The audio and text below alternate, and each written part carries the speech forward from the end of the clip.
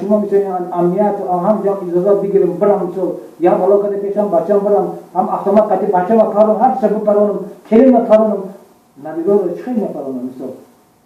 مخدوم که میمر میجاده زندان نمیام میجاده اگر یکی برم اگر لیکن همو بچه‌ام انیق میپرونم هم میجاده کلمه میپرونم مثلا همون چی نگفته رفته گشته لیکن عبدالله جان گفته بچه‌م این کلمه‌اش هستم اولای کنجایش بیماری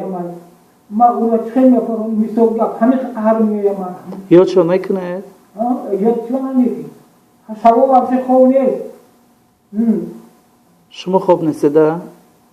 چه خوب میره بچه اصول داری